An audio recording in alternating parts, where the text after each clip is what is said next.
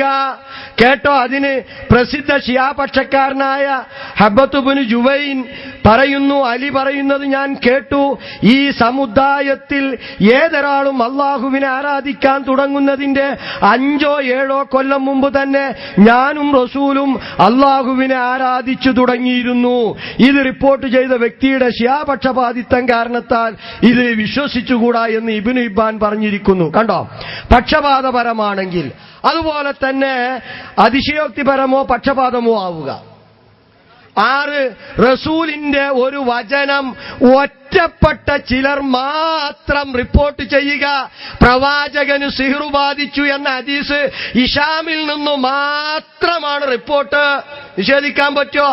ഒറ്റപ്പെട്ട ഒരാൾ പ്രവാചകന്റെ വചനം റിപ്പോർട്ട് ചെയ്താൽ അതും സ്വീകരിക്കാൻ പാടില്ല, പ്രത്യേകിച്ചും വിശ്വാസകാര്യങ്ങളിൽ.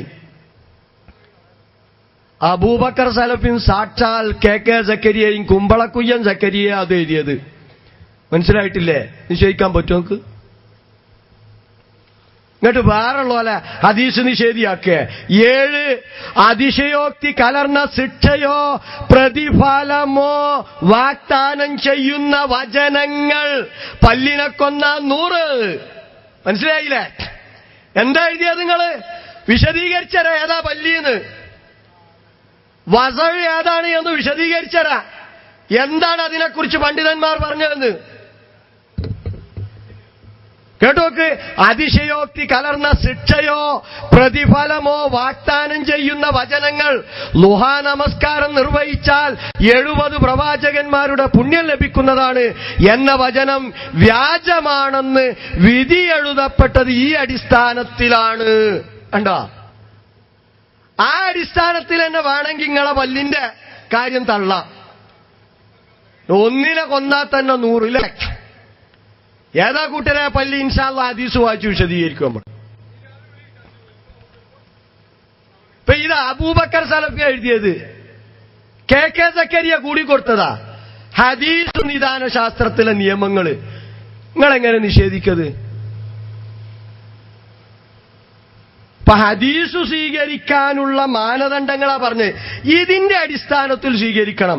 ഇത് അമാനി മൗലയും എഴുതിയിട്ടുണ്ട് വളരെ കൃത്യമായി. ഞാൻ നേരത്തെ പറഞ്ഞ പുസ്തകം ഏതാണ്? നബിചര്യ, ഇസ്ലാമിക ശരീഅത്തിൽ അതിനുള്ള സ്ഥാനം. 100 മുതലുള്ള പേജുകൾ വായിച്ചു നോക്കിയാൽ അറിയാൻ സാധിക്കും. അപ്പൊ 7 സനദ് ശരിയായാ പോരാന്ന്. നേരെ മറിച്ച് മത്തിനിൽ, ഉള്ളടക്കത്തിൽ അത് ബുദ്ധിക്ക്, മനുഷ്യബുദ്ധിക്ക് യോജിക്കുന്നതാവണം. എതിരാണെങ്കിൽ പറ്റൂല. തെളിയിക്കപ്പെട്ട ചരിത്ര യാഥാർത്ഥ്യങ്ങൾക്ക് നിരക്കുന്നതാവണം. അതിശയോക്തി പറഞ്ഞ കലർന്ന ശിക്ഷ പാടില്ല, പ്രതിഫലം പാടില്ല. ഒറ്റപ്പെട്ട ഒരാൾ റിപ്പോർട്ട് ചെയ്തതാവരുത്. ഇങ്ങനെ ഒരുപാട് നിബന്ധന ഉണ്ട്. 7ഓളം നിബന്ധന. നിഷേധിക്കാൻ പറ്റുമോ? മുസ്ലിമിന്റെ പരിഭാഷയിൽ അതിന്റെ മുഖദ്ദിമയിൽ നിങ്ങൾ എഴുതിയിട്ടില്ലേ? എഴുതിയിട്ടുണ്ട്. അപ്പൊ നമ്മളിത് പറഞ്ഞ ഹദീസ് നിഷേധം അല്ലേ? നിങ്ങൾ എഴുതിയ ഒരു കുഴപ്പമില്ല. എന്നാ അതിനെക്കുറിച്ചൊന്ന് വിശദീകരിക്കാൻ ധൈര്യമുണ്ടോ? അപ്പൊ ഇത് ഹദീസു നിദാന ശാസ്ത്രമാണ്. അപ്പൊ ഹദീസ് സ്വീകരിക്കാനുള്ള മാനദണ്ഡമുണ്ട്.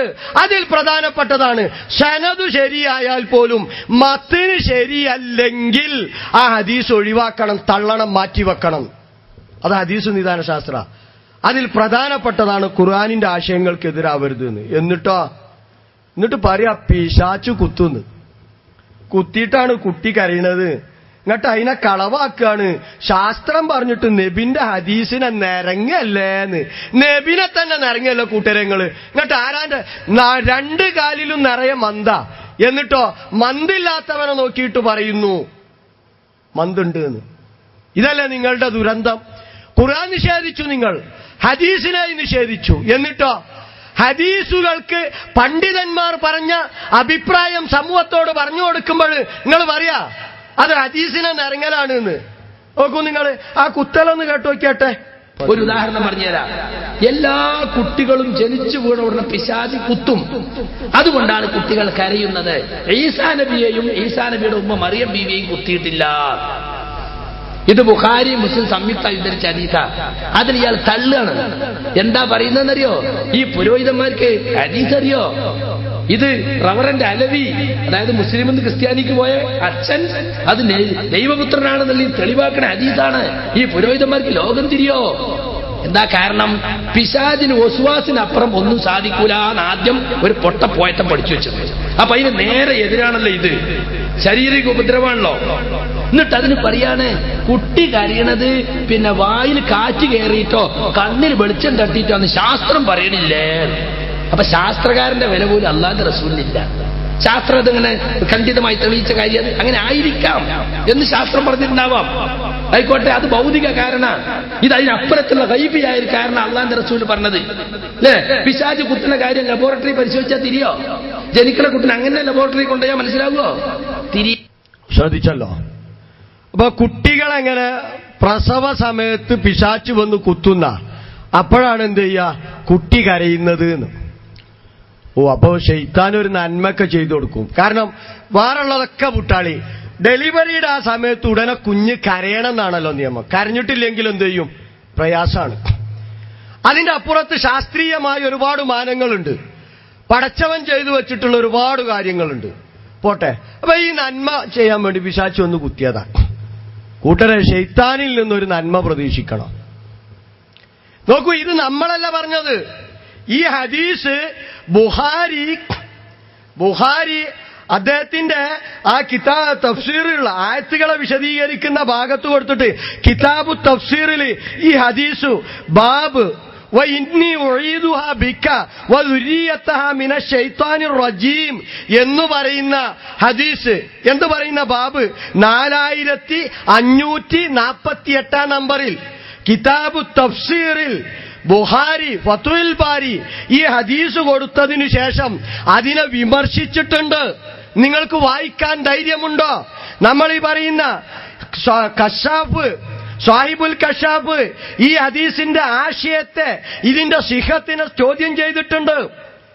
ഈ ഹദീസ് സഹിയാണ് എന്ന് പറഞ്ഞാൽ അതിന്റെ അർത്ഥം ശൈത്താൻ കുട്ടിയെ വഴിപിഴപ്പിക്കാൻ വേണ്ടി ശ്രമിക്കുന്നു എന്നാണ്. കാരണം അങ്ങനെ തക്ലീഫില്ലാത്ത ഒരാളെ വഴിപിഴപ്പിക്കാൻ എന്ത് ചെയ്യൂല? ശൈത്താൻ ശ്രമിക്കൂല. കുട്ടിക്ക് തക്ലീഫുണ്ടോ? മാത്രമല്ല ശൈത്താൻ തന്നെ പറഞ്ഞാൽ എന്താ? ഇല്ലാ ഇബാദക മിന്നുമൽ മുഖ്ലസീൻ, മുഖ്ലിസീങ്ങളായ നിന്റെ അടിമകളെ ഒഴികെ ബാക്കിയുള്ളവരെ എല്ലാരും പഴപ്പിക്കുന്ന ഒരു കുഞ്ഞ് പ്രസവിക്കപ്പെടുന്ന സമയത്ത് അത്ര ഇഖ്ലാസ് പിന്നെ ഉണ്ടാവുമോ? മക്ബൂലും മബ്റൂറുമായ ഹജ്ജ് ചെയ്തവനെ റസൂലുള്ള ഉപമിച്ചത് ആരോടാ? ഇപ്പൊ പ്രസവിക്കപ്പെട്ട കുഞ്ഞിനെ പോലല്ലേ? അത്രയും പരിശുദ്ധനാ, അത്രയും ഇഖ്ലാസുള്ളവനാ. അങ്ങനെ ഇഖ്ലാസുള്ള ഒരു കുട്ടിയെ ഉപദ്രവിക്കാൻ കഴിയില്ല എന്ന് ശൈത്താൻ തന്നെ പറഞ്ഞിട്ടുണ്ട്. അങ്ങനെ ഒരുപാട് കാരണങ്ങൾ പറഞ്ഞു. ഈ ഹദീസിനെ ഫത്ഹുൽ ബാരി തന്നെ വിമർശിച്ചിട്ടുണ്ട്. നിങ്ങൾക്ക് നിഷേധിക്കാൻ പറ്റുമോ? വായിക്കോ നിങ്ങളിത്? വായിക്കാൻ ധൈര്യമുണ്ടോ? എന്നിട്ട് സലാം സുല്ലമി പറഞ്ഞു എന്നിട്ട്. ഇനി ഞാൻ ചോദിക്കട്ടെ, നിങ്ങൾ ഹദീസിലുള്ളതെന്താ? വായിച്ചു കേൾപ്പിക്കാം. മാമിൻ മൗലൂദിൻ യൂലദു ഇല്ലാ വശൈത്താനു യമുസൂന, ശൈത്താൻ കുത്തും. എന്നാൽ ആരെ കുത്തിയിട്ടില്ല? മറിയം ബീവിയെ കുത്തിയിട്ടില്ല, ഈസാ അലൈഹിസ്സലാമയെയും കുത്തിയിട്ടില്ല. എന്തേ കാരണം? മറിയം ബീവിയുടെ ഉമ്മ പ്രാർത്ഥിച്ചു അത്രേ, വഇന്നി ഉഈദുഹാ ബിക വദുരിയതഹാ മിനശ് ശൈത്താനിർ റജീം, വഇന്നി ഉഈദുഹാ ബിക, ഇവളുടെയും ഇവളുടെ സന്താനങ്ങളുടെയും കാര്യത്തിൽ ശൈത്താനിൽ നിന്ന് പടച്ചവനെ ഞാൻ നിന്നോട് രക്ഷ തേടുന്നു എന്ന് മറിയം ബീവിയുടെ ഉമ്മ ഇമ്രാൻ പ്രാർത്ഥിച്ചു. ആ പ്രാർത്ഥിച്ചതുകൊണ്ട് കുത്തിയില്ല. ശരി, ബുദ്ധിയൊന്ന് ഉപയോഗിച്ചാളി. എപ്പോഴാ ഇത് പ്രാർത്ഥിച്ചത്? മറിയം ബീവിന്റെ ഉമ്മ പ്രസവിച്ചതിന് ശേഷം ഈ പ്രാർത്ഥന നടത്തിയ പ്രസവിക്കണതിന് മുമ്പ് കുത്താക്കുക. എന്താ നിങ്ങളെ പറ്റി എന്താ പറയാ? കേട്ടോ, ആയത്ത് പഠിക്ക്. സൂറത്തു ആലിമ്രാനിലെ 36-ാമത്തെ ആയത്ത്.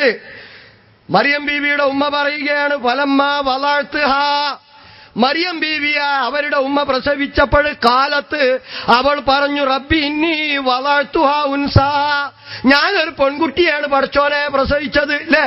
പള്ളി നോക്കാൻ നേർച്ച നേർന്നു. പെൺകുട്ടിയാവുന്ന് കരുതിയിട്ടല്ല, ആൺകുട്ടിയായിരിക്കും എന്ന് വിചാരിച്ച് നേർച്ച നേർന്നതാ. പക്ഷേ പ്രസവിച്ചു നോക്കുമ്പം പെൺകുട്ടിയാണ്. അത് എടുത്തു പറയാ, പടച്ചോനെ പെൺകുട്ടിയാണല്ലോ.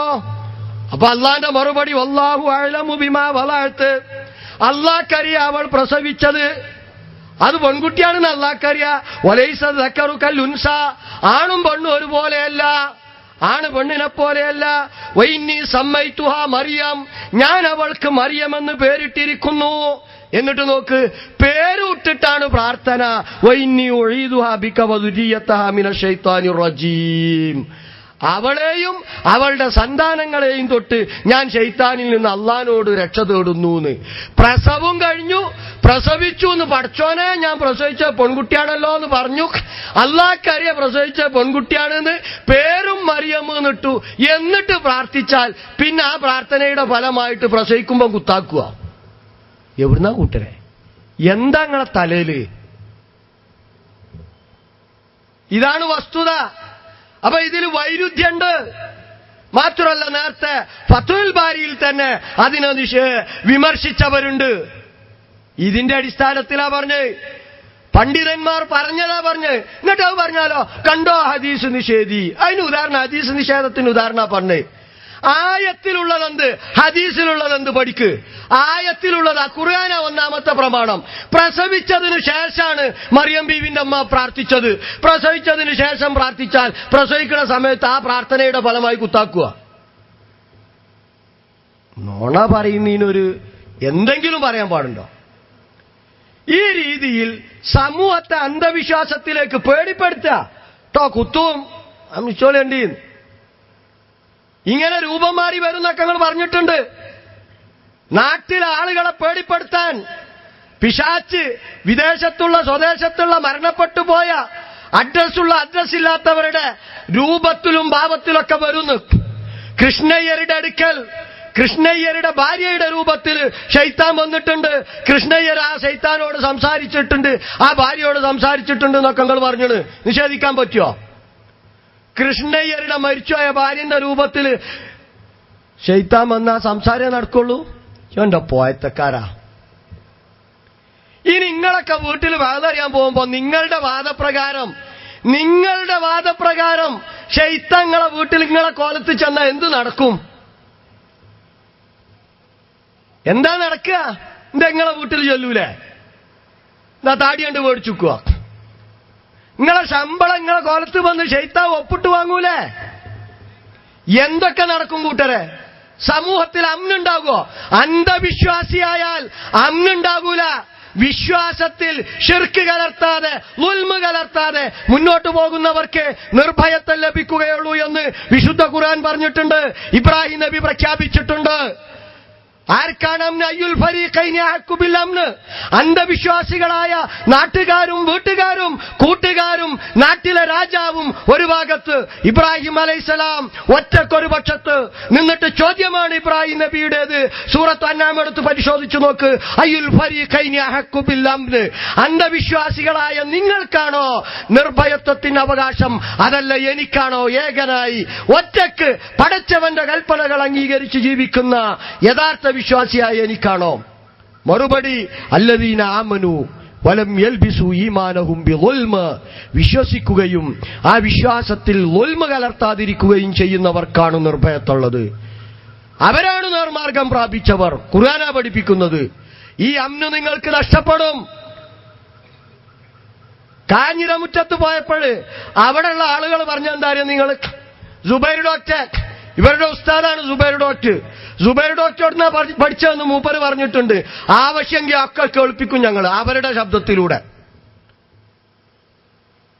എന്നിട്ട് അവിടെ നാട്ടിലെ അവസ്ഥ എന്താ? നിങ്ങൾ മഗ്‌രിബിന് ശേഷം പുരുഷൻ പുറത്തു പോവുകയാണെങ്കിൽ പെണ്ണിനെയും കൂട്ടിയിട്ടാ പോവുക. പെണ്ണുങ്ങളെയും കുട്ടികളെയും ജിന്നു വരും വിചാരിച്ചിട്ട്. നമ്മളൊക്കെ എന്താ ചെയ്യാ? നേരം സന്ധ്യ ആവുമ്പോഴേക്കും സ്ത്രീകളൊക്കെ വീട്ടിലെത്തിയാൽ അതാ നമ്മളാഗ്രഹം. ഇവരോ വീട്ടിലെത്തിയ പെണ്ണിനെ ഇവര് പുറത്തു പോകുകയാണെങ്കിൽ ഇവർ കൊണ്ടുപോകും. കാരണം ജിന്ന ഹാജരായാലോ ഹാജരാകും. അങ്ങനെ ഹാജരാകുന്ന പേരോട് പറഞ്ഞാൽ അത് പൊട്ടത്തരം. അങ്ങക്ക് ഹാജരാകുമെന്ന് പേരോട് പറഞ്ഞാൽ പൊട്ടത്തരം. നിങ്ങൾ പറഞ്ഞാലോ അത് ശുദ്ധ നല്ല എന്താ ഉഗ്രനാശയം. നോക്കൂ, നിങ്ങളുടെ ഇസ്ലാമിൽ എഴുതിയിട്ടില്ലേ പേരോടിന്റെ പൊട്ടത്തരം എന്നറിഞ്ഞുകൊണ്ട്? പേരോടിന്റെ പൊട്ടത്തരം എന്ന് പറഞ്ഞിട്ട്, പേരോട് സക്കാഫി അഥവാ പൊന്മുട്ടയിടുന്ന താറാവ് എന്ന് പറഞ്ഞിട്ട് 2006 നവംബറിൽ നിങ്ങൾ എഴുതി. എന്താ എഴുതിയത്? പേരോട് പറഞ്ഞ പൊട്ടത്തരം കേട്ടോ. നാദാപുരത്ത് വിളമ്പിയ 1-2 പൊട്ടത്തരങ്ങൾ കാണുക. ജിന്നുകൾ പല ആളുകളുടെ കോലത്തിലും പോകും. ഉദാഹരണമായി ചെക്യാട്ടുള്ള കള്ളത്തരീക്കത്തിൽ പോയ ഒരു പെണ്ണ് പറയാറുണ്ട്, പേരോട് എന്റെ അടുത്ത് വരാറുണ്ട് എന്ന്. അത് ഞാനല്ല, എന്റെ കോലത്തിൽ ജിന്നു പോകുന്നതാണ്. ഇത് പേരോട് പറഞ്ഞു. നിങ്ങൾ 2006 നവംബറിൽ എഴുതിയ ഇത് പേരോട് എഴുതിയ പൊട്ടത്തരം. നിങ്ങൾ പറഞ്ഞാലോ, ഓ ഇത്ര വലിയ സത്യം അപ്പുറമില്ല.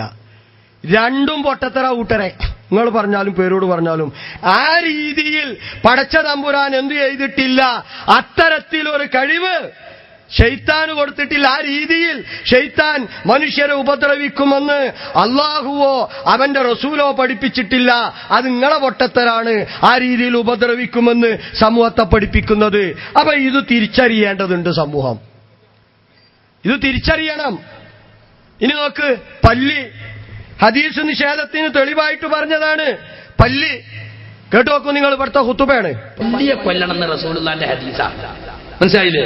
പല്ലിയെ കൊല്ലാൻ റസൂലുള്ള കൽപ്പിച്ചു എന്ന് മാത്രമല്ല, ഒരടിക്ക് കൊന്നാൽ 100 പുണ്യമുണ്ട്. ഒറ്റ അടിക്ക് കൊന്നാൽ 100 പുണ്യമുണ്ട്. ബുഖാരിയും മുസ്ലിമും സംയുക്തമായി ഉദ്ധരിച്ച ഹദീസാണ്. ഞാൻ നേരത്തെ പറഞ്ഞ ആള് റിയാദു സാലിന്റെ പരിഭാഷയിൽ ഈ ഹദീസ് കൊടുത്തിട്ട് പറയാണ്, ഈ ഹദീസ് പരിശോധനക്ക് വിധേയമാണ്. അടിയിൽ ആരാ പരിശോധിക്കേണ്ടത്? എഴുതിയ ആള് പരിശോധിച്ചിട്ട് അതിന്റെ അഭിപ്രായം നമ്മൾ കൊടുക്കണ്ടേ? നാട്ടുകാരാ പരിശോധിക്കുക? ഓട്ടോറിക്ഷ ഓടിക്കണോനും പിന്നെ കന്നൂട്ടണോനും തെങ്ങേറണോനും ഡ്രൈവർ ഓരൊക്കെയാ പരിശോധിക്കണ്ടേ? 93 ഇറക്കിയല്ലുള്ളത്. ഇപ്പോഴും പരിശോധന കഴിഞ്ഞിട്ടില്ല. ഇപ്പൊ കുറച്ച് കൊല്ലായിട്ട് പറയാണ് KNMയുടെ പ്രധാനപ്പെട്ട പണി ഇപ്പൊ പല്ലിയെ കൊല്ലലാണ്. എന്നിട്ട് കളിയാക്ക, സാധുവായ പല്ലി എന്ത് തെറ്റാത് ചെയ്തത്? നിരപരാധിയായ പല്ലി. എല്ലാ ജീവികളും അള്ളാഹ്ക്ക് പിന്നെ തസ്ബീഹ് ചെയ്യല്ലേ. നോക്കണങ്ങൾ. അപ്പൊ അള്ളാന്റെ റസൂലിനെ അങ്ങോട്ട് പഠിപ്പിക്കുകയാണ്, നബിയെ നിങ്ങൾ പല്ലിയെ കൊല്ലണം എന്ന് പറഞ്ഞത് ശരിയായില്ല, ആ സാധുവായ ജീവൻ എന്തിനാ കൊല്ലണം എന്ന് പറഞ്ഞത്, നിങ്ങൾക്ക് വിവരല്ലേ എന്ന് അങ്ങോട്ട് ചോദിക്കാൻ വരെ. നോക്കണങ്ങള്. എന്നിട്ട് ഒരു വിശദീകരണം, ഇബ്രാഹിം നബിയുടെ ഇബ്രാഹിം നബിയുടെ തീയിലിട്ടപ്പോ തീ ഊതി കത്തിച്ചത് പല്ലിയായിരുന്നു എന്ന് ഹദീസിലുണ്ട്. അതിന് ആ പല്ലിനെ കൊന്നാ പോരെ, അതിന്റെ പിന്മുറക്കാരെന്തിനാ കൊല്ലണേ? കായംകുളം കൊച്ചിന് വലിയ ദുഷ്ടനായിരുന്നു, അയാളെ കൊല്ല, അയാളെ പിന്മുറക്കാരെ കൊല്ലണോ? യഥാർത്ഥത്തിൽ റസൂൽ അത് പറഞ്ഞിട്ടില്ല. റസൂൽ ഇബ്രാഹിം നബിയുടെ തീ ഊതിക്കത്തിച്ചത് കൊണ്ടാണ് നിങ്ങൾ പല്ലിയെ കൊല്ലണമെന്ന് പറഞ്ഞിട്ടില്ല. അത് ഇവരുണ്ടാക്കാം, ഇവർക്ക് മനസ്സിലാകേറ്റ മന്ദബുദ്ധികൾക്ക്. അള്ളാന്റെ റസൂൽ എന്താ പറഞ്ഞതെന്നറിയോ? അള്ളാന്റെ റസൂൽ പറഞ്ഞത് പല്ലിയെ നിങ്ങൾ കൊല്ലണം. കൂട്ടത്തിൽ പറഞ്ഞു, പണ്ട് ഇബ്രാഹിം നബിന്റെ തീ ഊതിക്കത്തിച്ച ഒരു പല്ലി തന്നെ ആയിരുന്നു കേട്ടോ. അത് പല്ലിന്റെ ദുഷ്ട സ്വഭാവമാണ് പറഞ്ഞതാ. ഏതുപോലെ ഇപ്പൊ ഞാൻ പറയാണ്, മൂർഖനങ്ങൾ എവിടെ കണ്ടാലും തച്ചു കൊല്ലണം. എന്റെ ഉപ്പാപ്പ പണ്ട് മരിച്ചതും ഒരു മൂർഖൻ കളിച്ചിട്ട് തന്നെയാണ് കേട്ടോ എന്ന് പറഞ്ഞാൽ എന്റെ ഉപ്പാപ്പാനെ കടിച്ചോണ്ട് ഞങ്ങൾ മൂർഖനെ കൊല്ലാൻ പറഞ്ഞ് മന്ദബുദ്ധികൾക്ക് മനസ്സിലാകണ്ടേ? എന്നാ മനസ്സിലായില്ലെങ്കിൽ റസൂലുള്ളാഹിന്റെ ഹദീസിനെ ആളുകളുടെ നിരങ്ങണോ? എന്നിട്ട് കളിയാക്ക. എല്ലാ ജീവികളും തസ്ബീഹ് ചെയ്യണല്ലേ? എന്നാ വിശപ്പാമ്പിനെ കൊല്ലാൻ പറ്റുമോ? ഔ തസ്ബീഹ് എന്ന സാധനല്ലേ? കൊതുവിനെ കൊല്ലാൻ പറ്റുമോ? മൂട്ടനെ കൊല്ലാൻ പറ്റുമോ? എവിടേക്ക് അവര് പോകുന്നത്? ഏത് ഇസ്ലാം അവർ കൊണ്ടുവന്ന ഇസ്ലാമുകളാ? ഖുതുബയാണ് മന്ദബുദ്ധി. വേണ്ട, മിമ്പർന്നാണ് ആ പറഞ്ഞൊക്കെ. കായംകുളം കൊച്ചുണ്ണി മന്ദബുദ്ധിയൊക്കെ. എന്താ പല്ലിയെ കൊല്ലണം? എന്താണ് ഹദീസിന്റെ നിസ്ഥിതി? എന്താണ് വസാഴ്? പല സ്ഥലത്തും നമ്മൾ വെല്ലുവിളിച്ചിട്ടുണ്ട്. അൽ ഹഷറാത്തുൽ മൂദിയ എന്നാണ് വസാഴിന് അർത്ഥം നൽകിയിട്ടുള്ളത്. മുഹദ്ദിസീങ്ങൾ, ഭാഷാ പണ്ഡിതന്മാരൊക്കെ അർത്ഥം അതിന് നൽകിയിട്ടുള്ളത് അൽ ഹഷറാത്തുൽ മൂദിയ എന്ന. ഉപദ്രവകാരിയായിട്ടുള്ള ജീവി. ഹഷറാത്ത് എന്ന് പറയണമെങ്കിൽ അതിന് ചിറകുകൂടി വേണം. ഹഷറാത്തുൽ മൂദിയ പോരാ, സാമുൻ അത് വിഷമുള്ളതാണ്. കിബാറുഹ അതിലെ ഏറ്റവും വലിയ ഇനമാണ്. മുഹദ്ദിസീങ്ങൾ കൊടുത്തതാണ്. ഈ പല്ലിയെ കൊല്ലാൻ നല്ല ഇരുമ്പിന്റെ ചിറ്റിട്ട വടി ഉണ്ടായിരുന്നു എന്നാ. ഈ സാധു പല്ലിനെ കൊല്ല ഇരുമ്പിന്റെ ചിറ്റിട്ട വടിയാണോ? ജന്തുശാസ്ത്രം, ജന്തുലോകത്തെക്കുറിച്ച് പറയുന്ന മലയാളത്തിൽ കിട്ടാവുന്ന പുസ്തകമുണ്ട്, അതെങ്കിലും വാങ്ങി വായിക്ക്. 3000-ലധികം പല്ലികളുണ്ട്. അറിയോ? 3000-ലധികം പല്ലികള്. അതിൽ 2 പല്ലി മാത്രമാണ് വിഷമുള്ളത്. സാമുൻ വിഷപ്പാമ്പിനെ കൊല്ലുന്ന മാതിരി അത്തരത്തിലുള്ള പല്ലിനെ കണ്ട കൊന്നോന്നാ പറഞ്ഞേ. സാമുൻ വിഷമുള്ളത്. എന്താ വിശദീകരിക്കാൻ മടി? ഹദീസ് മുഴുവൻ ശറവ് വായിച്ചിട്ട് വിശദീകരിക്ക്. സാമുൻ വിഷമുള്ളത് പോരാ, കിബാറുഹ അതിലെ ഏറ്റവും വലുത് എന്ന. നെറ്റിലൊക്കെ ആ പല്ലിന്റെ ചിത്രം കിട്ടും. വലിയൊരു ജീവിയായിട്ടാ തോന്നുക. അത് മനുഷ്യനെ ചാടിക്കടിക്കുന്ന, എന്നിട്ട് ശരീരത്തിൽ അള്ളിപ്പിടിച്ച് കടിച്ചു തൂങ്ങി നിൽക്കും. പോരാ, മനുഷ്യൻ എന്തു പരാക്രമം കാണിച്ചാലും ആ രണ്ടു തരം പല്ലികൾ മനുഷ്യനെ ഉപദ്രവിക്കും. രക്തം ഊറ്റിക്കുടിക്കുന്ന ജന്തുലോകം വിശദീകരിച്ചിട്ടുള്ളത്. 3000-ലധികം ഇനം പല്ലികളുണ്ട്. ഇതിനൊക്കെ കൊല്ലണോ? വിഷപ്പാമ്പിനെ കൊല്ലണം. എന്നാ ചില പാമ്പിനെ കൊല്ലാൻ പാടില്ല എന്ന് റസൂല് പറഞ്ഞിട്ടുണ്ട്. എല്ലാ പാമ്പിനും കൊല്ലാൻ പറ്റുമോ?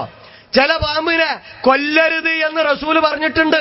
നമ്മൾ പറയും ചേര, എന്റെ നാട്ടിലൊക്കെ വിഷമില്ലാത്ത ചേര, അത് കർഷകന്റെ മിത്രാണ് എന്നൊക്കെ പറയും. അതിനെ കൊല്ലരുത് എന്ന് പറയാറുണ്ട്. ഉറുമ്പിനെ കൊല്ലരുത്. ഒരു ബാബൻ അങ്ങനെ ഉറുമ്പിനെ കൊല്ലരുത്. എന്താ ഹദീസ് വായിച്ചു നോക്കിയാലേ ബാക്കി തിരിയുള്ളൂ. ഒരു മഹാൻ ഒരു ഉറുമ്പിന്റെ കൂട്ടത്തെ മുഴുവൻ നശിപ്പിച്ചു. അപ്പൊ അതിനെക്കുറിച്ച് പരാമർശിച്ച, നിന്നെ ഉപദ്രവിച്ച ഉറുമ്പിനെ കൊന്നാ പോരായിരുന്നോ? എന്തിനാ മുഴുവൻ നശിപ്പിച്ചത്? അപ്പൊ ഹദീസ് എന്താ? ഉറുമ്പിനെ കൊല്ലരുത്. അപ്പൊ അത് വിഷമുള്ള വിഷജന്തുവാണത്. ഈ സാധു പല്ലിനെ കുറ്റിച്ചൂലെടുത്ത് ഓടണ്ട. മാത്രമല്ല ഇനി കൂലിട്ടും.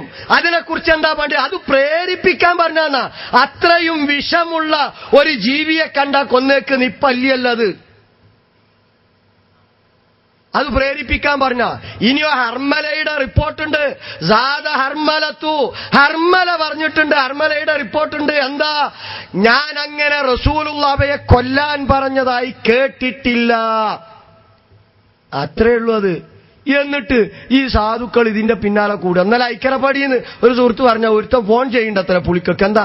ഞാൻ ഒന്നിനെ കൊന്നിട്ടോ, 100 കിട്ടി. അവിടെ ഏതോ ക്ലാസ്സിൽ പോയപ്പോ ഇതിനെ കൊന്നാളിണ്ടീന്ന്. സയൻസ് കോളേജ്, അരീക്കോട് സയൻസ് കോളേജിൽ ഹോസ്റ്റലിൽ ഒരു കുട്ടി ചൂല് കൊടുത്തിട്ട് പിന്നാലെ, പല്ലിന്റെ പിന്നാലെ. എന്താ പെണ്ണെ? അപ്പൊ വേറെ കൂടെയുള്ള കുട്ടികൾ ചോദിച്ചപ്പം പറഞ്ഞോലോ 100 കൂലിട്ടും, എന്തിനാ കളിയില്? ഇതല്ല, ഈ സാധു വള്ളിയല്ല. എന്നിട്ടോ ഇബ്രാഹിം നബിയുടെ എത്തി. ഇപ്പൊ നിങ്ങൾ വിശദീകരിക്കേണ്ടി വന്നു. നിങ്ങള് നേരത്തെ പറഞ്ഞ ആമയൂരൊക്കെ എന്താ പറഞ്ഞത്? എല്ലാരും തീ കെടാൻ വേണ്ടി ഊതിയപ്പോൾ പല്ലി ആ തീ ആളിക്കത്താൻ വേണ്ടി ഊതിന്ന്. അതുകൊണ്ടാണ് അതിനെ കൊല്ലണം എന്ന് പറഞ്ഞത്. ചോദിച്ചപ്പോ വിശദീകരിക്കേണ്ടി വന്നു. പണ്ട് നിങ്ങൾ പറഞ്ഞ ഇബ്രാഹിം നബിയുടെ തീ ആളിക്കത്താൻ ഊതിയ പല്ലിയെ, അതിന്റെ പിന്മുറക്കാരനെ കൊല്ലണമെങ്കിൽ സക്കരിയാക്കൊക്കെ ജീവിക്കാൻ അവകാശം ഉണ്ടാവുമോ? 2-3 തലമുറ അപ്പുറത്തുള്ളവർ ചെയ്ത പാതകെടുത്ത് നോക്കുകയാണെങ്കിൽ സക്കരിയാക്ക് ജീവിക്കാൻ അവകാശം ഉണ്ടാവുമോ? ഈ നിങ്ങളെ ഈ ഫത്വന്റെ അടിസ്ഥാനത്തിൽ? കൂട്ടരെ, പല്ലിക്ക് തെക്കിലീഫുണ്ടോ? കൂട്ടരെ, തെക്കിലീഫുള്ള മനുഷ്യനോട് എന്നെ കുറിച്ചെന്താ അള്ളാഹ് പറഞ്ഞ്? അല്ലാ തസിറു വാസിറത്തും വിസ്റ ഉഖ്റ എന്നാ. ഒരാളും മറ്റൊരാളുടെ പാപം ചുമക്കേണ്ടി വരികയില്ല എന്നാ. സക്കരിയന്റെ വല്യാപ്പ ചെയ്തതിന് സക്കരിയാനെ ശിക്ഷിക്കൂല. അങ്ങനെ ശിക്ഷിക്കുകയാണെങ്കിൽ ഇവിടെ ഉണ്ടാവുക? നിലനിൽപ്പുണ്ടാവുക? സക്കരിയാക്കനെ ജീവിക്കാൻ കഴിയോ? മനുഷ്യന്റെ കാര്യത്തിൽ വരെ അതാ പറഞ്ഞത്, അല്ലാ തസിറു വാസിറത്തും വിസ്റ ഉഖ്റ. നിങ്ങൾ ചിലരെ ഏറ്റെടുക്കുന്നൊക്കെ പറഞ്ഞിട്ടുണ്ട് പണ്ട്. ഒക്കെ ഞങ്ങൾ ഏറ്റെടുത്തോണ്ട് നിങ്ങൾ അവിടെ ചെന്ന് പറഞ്ഞാൽ മതിയെന്ന്. ആവശ്യമെങ്കിലും വിശദീകരിക്കും ഞങ്ങൾ. അതാണ് വസ്തുത. അപ്പൊ അവിടെ വസഴ് എന്ന് പറഞ്ഞാൽ ഈ രീതിയിലുള്ള വിഷമുള്ള ഏറ്റവും വലിയ ഒരു തരം ജീവിയാണത്. അതിന് വസഴ് എന്ന് പേര് കൊടുത്തു. ആ പല്ലിയാണത്, അല്ല ഈ നാട്ടുംപുറത്ത് കാണുന്ന ഈ സാധനമല്ല എന്ന് മനസ്സിലാക്കണം. സമയം ഏകദേശം അധികരിച്ചിട്ടുണ്ട്. ഇങ്ങനെ പല വാദങ്ങളും. കണ്ണേറ്, ഇനി അതുമായി ബന്ധപ്പെട്ട പ്രസംഗം ഞാൻ കേൾപ്പിക്കുന്നില്ല. എന്താ കണ്ണേറ്? എന്താണ് കൂട്ടരെ കണ്ണേറ്? അൽ ഐനു ഹഖ്കുൻ, അൽ ഐനു ഹഖ്കുൻ, പ്രസ്തുത കണ്ണ്. എന്താ അൽ ഐന്? വിശദീകരിച്ചു ഹദീസില്. നേരത്തെ പറഞ്ഞ പോലെ സക്കരിയാണ് നോക്കുമ്പോത്തിനും മറ്റേ മച്ചിങ്ങ കണ്ട് വീണ് ഇളനീരൊക്കെ വാടി കൊഴിഞ്ഞാടിയല്ലത്. എന്ത് ഐനാണ് അറിയോ നിങ്ങൾ? റസൂലുള്ള പ്രാർത്ഥിച്ചിടത്ത് നോക്ക് നിങ്ങൾ. മിൻ ശർരി കുല്ലി നഫ്സിൻ ഔ ഐനിൻ ഹാസിദിൻ എന്ന. ഇങ്ങനെ നോക്കിയാ നശിക്കുന്നല്ല അല്ലേ? ഒരു കുട്ടിയാണ് നോക്കിയപ്പോത്തിന് എന്താ എന്റെ ചെക്കൻ ഉഷാറാണല്ലോ, ഓന് വയറ്റുന്നോക്ക് ഇടിച്ചു, പിറ്റേന്ന് അതോടുകൂടി അസുഖമായി, ഓൻ തകരുന്നല്ല അതിന്റെ അർത്ഥം. ഹസദോടുകൂടിയുള്ള നോട്ടം. ഹസദിനെ കുറിച്ച് പണ്ഡിതന്മാർ പറഞ്ഞത് എന്തായാലും നിങ്ങള് ഹസദിനെ കുറിച്ച് പണ്ഡിതന്മാർ പറഞ്ഞിട്ടുള്ളത് ഹസദ് അത് പ്രവർത്തനത്തിലൂടെ മാത്രമേ എന്ത് ചെയ്യുകയുള്ളൂ, ഫലിക്കുകയുള്ളൂ എന്നാ പറഞ്ഞിട്ടുള്ളത്. നോക്കൂ നിങ്ങൾ, മിൻ ശർരി ഹാസിദിൻ ഇദാ ഹസദ്, ഖുർആൻ പ്രാർത്ഥിക്കാൻ വേണ്ടി പറഞ്ഞു. ഖാലൽ ഉലമാഉ അൽ ഹാസിദു ലാ യളുറു ഇല്ലാ ഇദാ ലഹറ ഹസദുഹു ബിഫിഅലിൻ ഔ ഖൗലിൻ. പണ്ഡിതന്മാർ രേഖപ്പെടുത്തിയതാ അൽ ഹാസിദു ലാ യളുറു, അസൂയാലുവിന് ഉപദ്രവിക്കാൻ സാധ്യമല്ല. ഇല്ലാ ഇദാ ലഹറ ഹസദുഹു, അവന്റെ അസൂയ പ്രത്യക്ഷപ്പെട്ടാലല്ലാതെ ബിഫിഅലിൻ ഔ ഖൗലിൻ, ഒന്നുകിൽ വാക്കിലൂടെയോ പ്രവൃത്തിയിലൂടെയോ.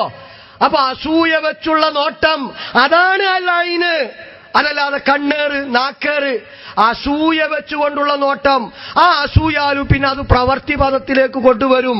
അതാ ഖുർആനും പറഞ്ഞത്, നോട്ടത്തിലോ വാക്കിലോ പ്രവർത്തനത്തിലോ അസൂയ വെച്ചുകൊണ്ടുണ്ടായാൽ മിൻ ശർരി ഹാസിദിൻ ഇദാ ഹസദ്, അസൂയാലും അസൂയ വെക്കുമ്പോൾ പടച്ചവനെ ആ ശർറിൽ നിന്ന് എന്നെ രക്ഷപ്പെടുത്തണമേ എന്ന്. നോക്ക്, ഒരാളുടെ നന്മ നീങ്ങിപ്പോകണമെന്ന ആഗ്രഹമാണ് അസൂയ.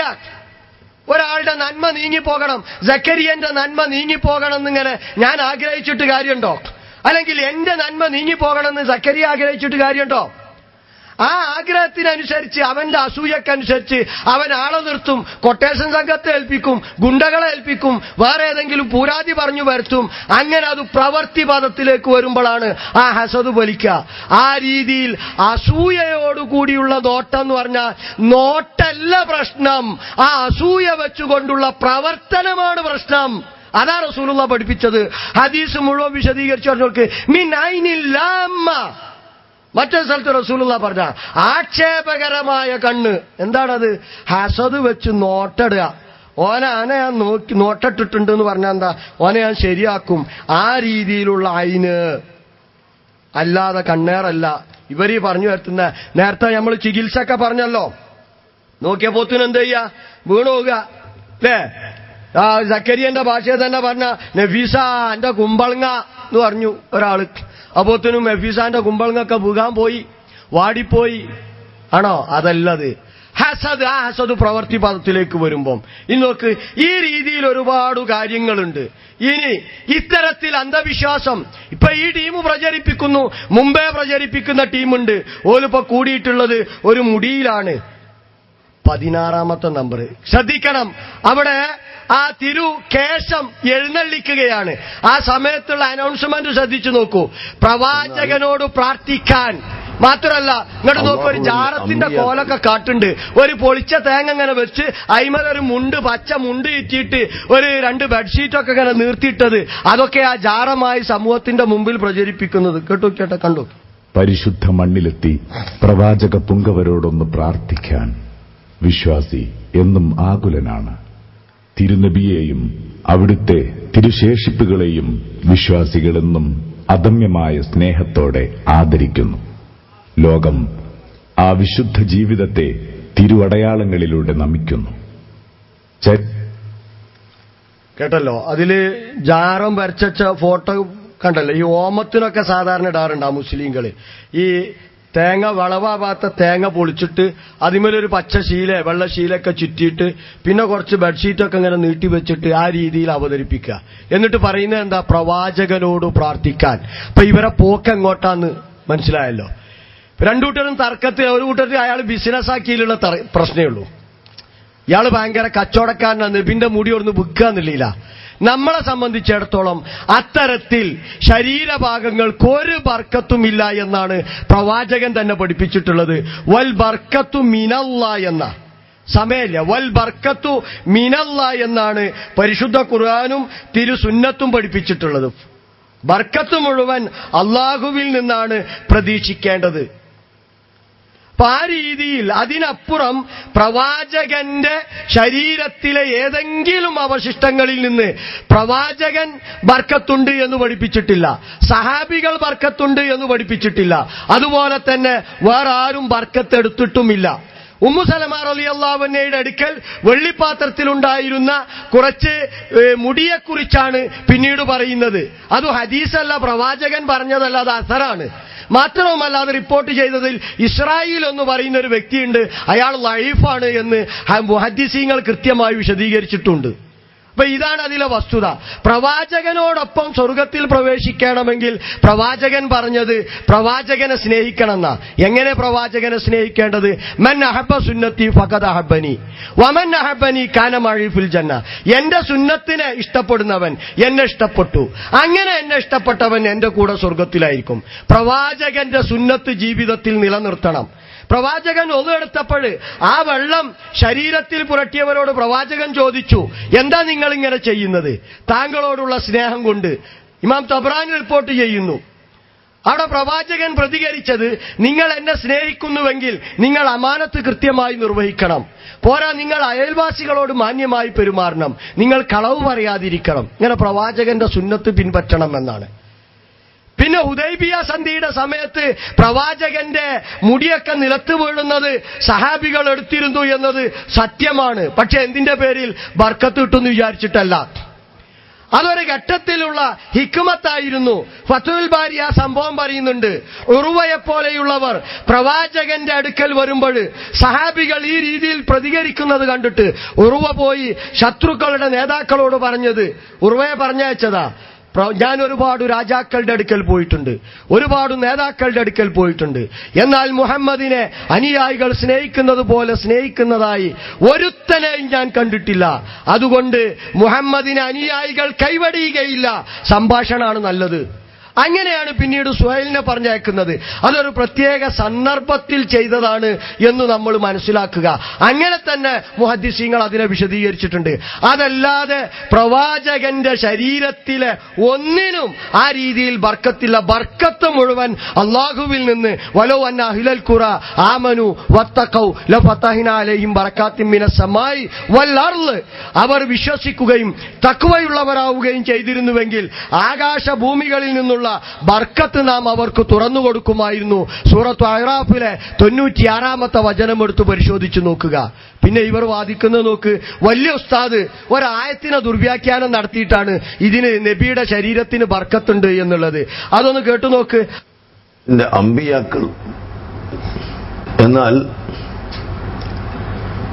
അള്ളാഹുവിന്റെ അമ്പിയാക്കൾ മുർസലുകൾ 1,24,000-ൽ പരം ഇവിടെ വന്നിട്ടുണ്ട്. എന്നാൽ ഒരു നബിയുടെ റാത്ത് കൊണ്ടും ശരീരം കൊണ്ടും അല്ലാഹു സുബ്ഹാനഹു വ തആല സത്യം ചെയ്തതായി കാണാൻ സാധ്യമല്ല, മുഹമ്മദ് നബി സല്ലല്ലാഹു അലൈഹി വസല്ലം തങ്ങൾ അല്ലാതെ. നബിതങ്ങളെ കൊണ്ട് അള്ളാഹു സത്യം ചെയ്ത് അള്ളാഹു ഖുർആനിലൂടെ നമ്മെ അറിയിക്കുന്നു, ലഅമ്റുക എന്ന്. ലഅമ്റുക എന്നതിന്റെ അർത്ഥം ഉഖ്സിമു ബിബദനിക യാ അക്മലൽ മുർസലീൻ. മുർസലുകളിൽ നബിമാരിൽ ഏറ്റവും ഉന്നത സ്ഥാനത്തുള്ള മുഹമ്മദ് നബിയെ അങ്ങയുടെ ശരീരം കൊണ്ട് ഞാൻ സത്യം ചെയ്യുന്നു എന്നാണ് ഇതിന്റെ അർത്ഥം. ആകയാൽ നബി തങ്ങളുടെ ആത്മാവ് ഏറ്റവും വലിയ പ്രാധാന്യമുള്ളതായതുപോലെ അവിടുത്തെ ശരീരവും എല്ലാം പ്രാധാന്യമുള്ളതാണെന്ന് വിശുദ്ധ ഖുർആനിലൂടെ നമുക്ക് മനസ്സിലാക്കാൻ സാധിക്കും. ഉസ്താദ് പറഞ്ഞ ആയത്ത് ദുർവ്യാഖ്യാനം നടത്തുകയാണ്. ഇല്ല അമ്രുക എന്ന ആ ആയത്തിന്റെ ആ ഭാഗത്തിന് അങ്ങനെ ഒരു അർത്ഥം തന്നെ മുഫസ്സിറുകൾ കൊടുത്തിട്ടില്ല. പ്രവാചകന്റെ ശരീരമാണ് എന്നല്ല, നേരെ മറിച്ച് അള്ളാഹ് അവിടെ സത്യം ചെയ്തിട്ടുള്ളത് ആഹുനബി ഹയാത്തി മുഹമ്മദിൻ സല്ലല്ലാഹു അലൈഹി വസല്ലമ എന്നാണ് മുഫസ്സിറുകളും എല്ലാ പണ്ഡിതന്മാരും പറഞ്ഞിട്ടുള്ളത്. സൂറത്തു ഹിജ്റിലെ 72-ാമത്തെ ആയത്താണ്. ല അമ്രുക ഇന്നഹും ലഫീ സക്രത്തിഹിം യഅമഹൂൻ. ലൂത്ത് നബിയുടെ സമൂഹത്തെ നശിപ്പിച്ച സംഭവം പറഞ്ഞതിന് ശേഷം അല്ലാഹ് പറയാ, പ്രവാചകരെ താങ്കളുടെ ജീവിതം തന്നെയാണ് സത്യം, അവർ അവരുടെ ആ വേണ്ടാത്തരത്തിൽ മുഴുകുകയായിരുന്നു എന്ന്. ഇത് ലൂത്ത് നബിയോടാണ് എന്നൊരു അഭിപ്രായമുണ്ട്. അതല്ല പ്രവാചകനോടാണ്, അതാ ഭൂരിപക്ഷ അഭിപ്രായം. പ്രവാചകന്റെ ശരീരത്തെ പിടിച്ചല്ല സത്യം ചെയ്തത്, ഹയാത്തുൻ നബി സല്ലല്ലാഹു അലൈഹി വസല്ലം, നബിയുടെ ജീവിതത്തെ. അപ്പൊ ഇവിടെ കളവ് പറയുകയാണ് യഥാർത്ഥത്തിൽ ഉസ്താദ് ചെയ്തത്. ഖുർആൻ ദുർവ്യാഖ്യാനം നടത്തുകയാണ് ചെയ്തിട്ടുള്ളത്. അതേ രീതിയിലുള്ള മറ്റൊരു ദുർവ്യാഖ്യാനമാണ് സ്വപ്നത്തിലൂടെ, പച്ചക്കളവ, സ്വപ്നത്തിലൂടെ അഹ്മദ് മുഹമ്മദ് അൽ ഖസ്റജിക്ക്, മുൻ മന്ത്രിയുടെ മകൻ, ഇപ്പൊ ഈ മുടി കൈമാറിയ ആൾക്ക് നബി നിർദ്ദേശം കൊടുത്തു എന്നാ. അത് നിർദ്ദേശം കൊടുത്തപ്പോഴാണ് അത് കൈമാറിയതെന്ന് പേരോട് ഉസ്താദിന്റെ പ്രഖ്യാപനം 20, സീരിയൽ നമ്പർ 20. ഒന്ന് കേട്ടുനോക്ക്. മന്ത്രി സമാഹത്തിൽ ഇമാം മുഹമ്മദ് അൽ ഖസ്റജി അവരുടെ മകൻ, മന്ത്രിയായിരുന്ന മഹാനവറുകളുടെ മകനാണ് ഇപ്പോൾ നമ്മളോട് സംസാരിച്ചത്.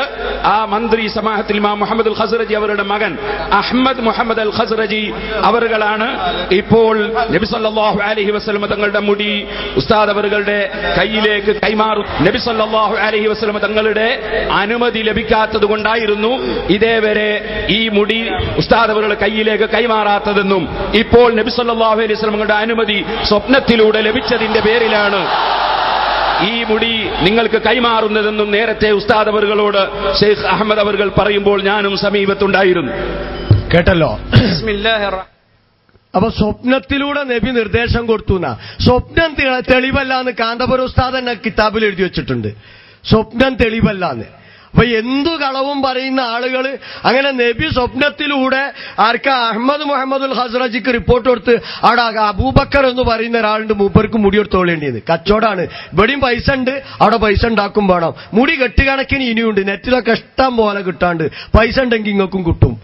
ഇതിനൊരു ബർക്കത്തുമില്ല. പടച്ചവൻ പഠിപ്പിച്ചത് ബർക്കത്ത് മുഴുവൻ, ഫളില് മുഴുവൻ അള്ളാഹുവിൽ നിന്നാണ് എന്നാ. ആ ഫളില് ബർക്കത്ത് ലഭിക്കണമെങ്കിൽ പടച്ചവനോട് തേടണം.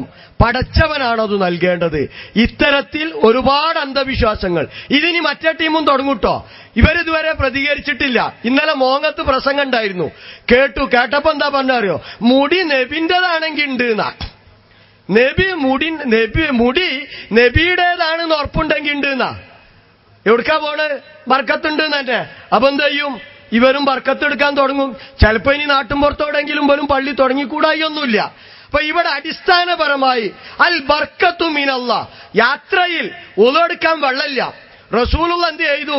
വെള്ളം കൊണ്ടുവരാൻ പറഞ്ഞു, കുറച്ച് വെള്ളം. അതിൽ കൈ വെച്ചപ്പോൾ വെള്ളം ഇങ്ങനെ വന്നു. ഒന്നെടുക്കാനും കുടിക്കാനും ഒക്കെ റസൂലുള്ള പറഞ്ഞു. എന്നിട്ട് പറഞ്ഞു, ഇതാ ഈ തഹൂറുൽ മുബാറക്കിലേക്ക്, ഹയ്യാല തഹൂരിൽ മുബാറക്ക്, ഇതിലേക്ക് വരി. അവിടെ തന്നെ വിശദീകരിച്ചു, വൽ ബർക്കത്തു മിനല്ലാഹ്, അള്ളാഹുവിൽ നിന്നാണ് ബർക്കത്ത്. ബർക്കത്ത് അള്ളാഹുവിൽ നിന്നും മാത്രമേ തേടാൻ പാടുള്ളൂ. അപ്പൊ ശിർക്കിലേക്കും കുഫറിലേക്കും നയിക്കുന്ന ഈ ടീം ഇതൊന്നാണ് എന്ന് നമ്മൾ തിരിച്ചറിയണം. ഇവർ കഴിക്കുന്ന ഒരു നാടകമുണ്ട്, അതും കൂടി കണ്ട അവസാനിക്കും. Serial number 18. ഇത് ഫസ്റ്റ് വന്നാൽ ഞങ്ങൾ റെഡിയാണ്. ഇത് ഫസ്റ്റ് വന്നാൽ ഞങ്ങൾ റെഡിയാണ്. നിങ്ങൾ തയ്യാറുണ്ടോ?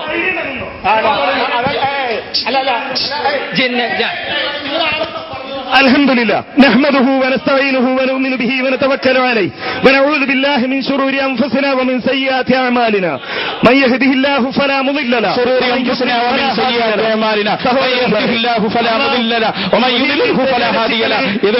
ഞങ്ങളുടെ വാദം മുജാഹിദ് പ്രസ്ഥാനത്തിന് അതിനുള്ള അധികാരം നഷ്ടപ്പെട്ടിരിക്കുന്നു. എങ്ങനെ സഹായങ്ങൾ പറയുന്നത് അറിയാതെയുള്ള സഹായം അഭൗതികമാണ്.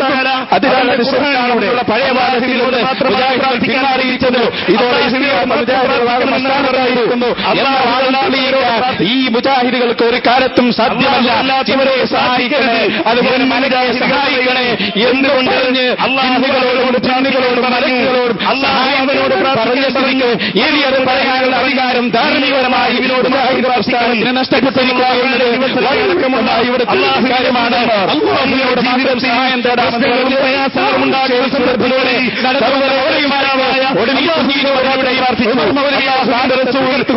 മരണപ്പെട്ടവായ തന്നെ അവരുടെ അവരെ തന്നെ തകർന്നെങ്കിലും ഇല്ല. ഒരു അറിയില്ല. വളരെ വ്യക്തമായി ഇന്നെ സഹായിക്കണേന്നോ അതല്ലെങ്കിൽ പറയുമ്പോ നിങ്ങൾ നിന്നെ പറയാനുള്ള ഇന്നെ സഹായിക്കണേ എന്ന് പറയാമെന്ന് നിങ്ങൾ പറഞ്ഞതോടെ ഈ വിഷയത്തിൽ നിങ്ങൾക്ക് പറയാനുള്ള ഭാഗത്തിന് നഷ്ടപ്പെടുമെന്ന് വളരെ വ്യക്തമായി സമർത്ഥിക്കുകയാണ്. അതിന് കീഴിലുള്ള വിഷയത്തിൽ ഇടപെടാൻ നിങ്ങൾക്ക് സാധ്യമല്ല എന്ന് വളരെ വ്യക്തമായ എന്ന് പറയുന്ന ആളുകൾ പറയുന്നു. ഇവിടെ വളരെ വ്യത്യാസമായി ശബ്ദം പോയതാണ്. അവിടെ കൊടുക്കൂ വെള്ളം, അവിടെ വാദമാണ് ഞങ്ങളിവിടെ പറഞ്ഞുകൊണ്ടിരിക്കുന്നത്. പണ്ട് പറഞ്ഞത് വിട്ട് ഞങ്ങൾ പറയാൻ സാധ്യമല്ല എന്ന് വളരെ വ്യക്തമായി സംവാദം ഞങ്ങളും പറയുന്നില്ല.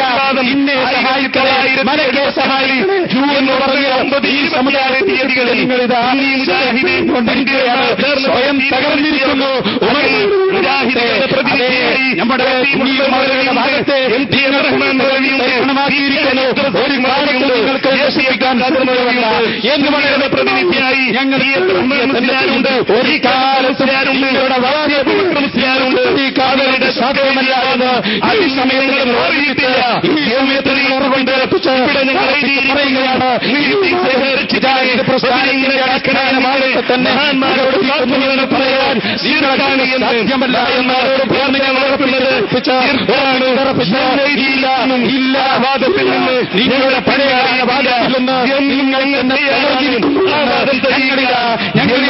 ഇവരെ ബോധ്യപ്പെട്ട പിതാഹിരികൾ അവരുടെ വാദങ്ങളിൽ നിന്നും മാറാണ് എന്ന് പറയുന്നത് സാധ്യമല്ലാണ്. ഈ വിഷയം കളവായി ബന്ധപ്പെട്ടത് തന്നെ ബോധ്യമുള്ള ഈ ആളുകൾ അതുപോലെ വിഷയങ്ങളിൽ സഹായം വഹിച്ച് കരുതികളോടെ വിചാരിച്ചത് അറിയാതെ പോയി ഇവിടെ രക്ഷപ്പെടാൻ ഒരുപാട് വിചാരമായ പോലെ വിഷയം പറയാറില്ല. സാധ്യമല്ല. കാരണം അതുകൊണ്ടായില്ല. അത് തെളിയിക്കാൻ ഞങ്ങൾ തയ്യാറാണ്. നിങ്ങൾ തന്നെ അതുകൊണ്ട് തന്നെയാണ് എഴുതിയത്. ഇവിടെ നിരസിക്കണേ, സഹായിക്കണേ, മരങ്ങയെ സഹായിക്കണേ മാരോട് പ്രാർത്ഥനയോടെ നിങ്ങളുടെ സൂര്യനോട് പ്രഖ്യാപിക്കാൻ പറഞ്ഞതായിട്ടാണോ പറഞ്ഞത്? ോട് മാത്രമേ സംഭവിക്കുന്നു.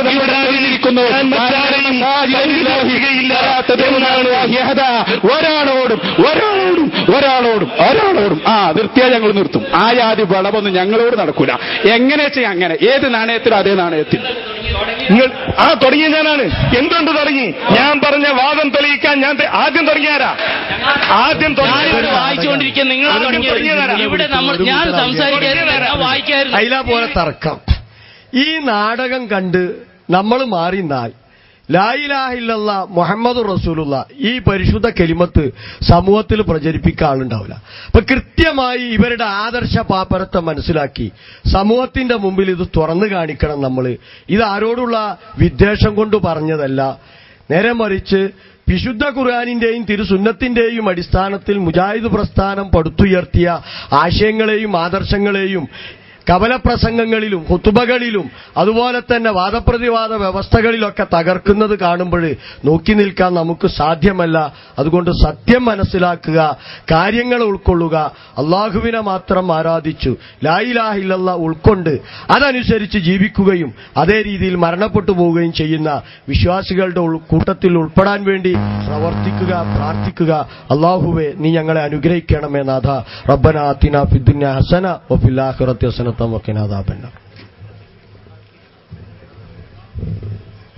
അസ്സലാമു അലൈക്കും. നമ്മുടെ പരിപാടി അവസാനിക്കുകയാണ്. ഇസ്ലാഹി ആദർശം കൃത്യമായി മനസ്സിലാകുന്ന രൂപത്തിൽ കുറെ സമയം നമ്മോട് വളരെ വ്യക്തമായ ഭാഷയിൽ പ്രമാണങ്ങളെ മുൻനിർത്തിക്കൊണ്ട് കാര്യങ്ങൾ നമുക്ക് വിശദീകരിച്ചു തന്ന ബഹുമാന്യ പണ്ഡിതൻ അലി മദനി മൊറിയൂർ അവർക്ക് എല്ലാ വിധത്തിലുള്ള നന്ദിയും രേഖപ്പെടുത്തുകയാണ്. അതുപോലെ തന്നെ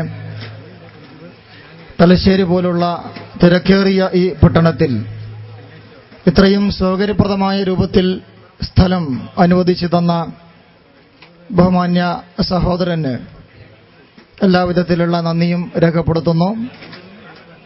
അദ്ദേഹത്തിന് സർവശക്തനായ തമ്പുരാൻ എല്ലാവിധത്തിലുള്ള സൗഭാഗ്യങ്ങളും നൽകട്ടെ എന്ന് ആത്മാർത്ഥമായി പ്രാർത്ഥിക്കുന്നതോടൊപ്പം പരലോകത്ത് അദ്ദേഹത്തെയും നമ്മയും സർവശക്തനായ തമ്പുരാൻ അവന്റെ ജന്നാത്തുൽ ഫിർദൗസിൽ ഒരുമിച്ച് കൂട്ടട്ടെ എന്നുകൂടി പ്രാർത്ഥിക്കുകയാണ്. അതോടൊപ്പം അവിടെ എത്തിച്ചേർന്നിട്ടുള്ള എല്ലാ ആളുകൾക്കും, ഈ പ്രോഗ്രാമോട് സഹകരിച്ച പ്രവർത്തകരായ ആളുകൾക്കും അനുഭാവികൾക്കും ദൂരദേശങ്ങളിൽ നിന്ന് പോലും ഇവിടെ എത്തിയിട്ടുള്ള എല്ലാ ആളുകൾക്കും ഒറ്റവാക്കിൽ നന്ദി അറിയിച്ചുകൊണ്ട് അധ്യക്ഷന്റെ അനുമതിയോടുകൂടി ഈ പരിപാടി ഇവിടെ അവസാനിച്ചതായി അറിയിക്കുന്നു. ആഖിറു ദഅവാന അനിൽ ഹംദുലില്ലാഹി റബ്ബിൽ ആലമീൻ. വസ്സലാമു അലൈക്കും വറഹ്മത്തുള്ളാഹി.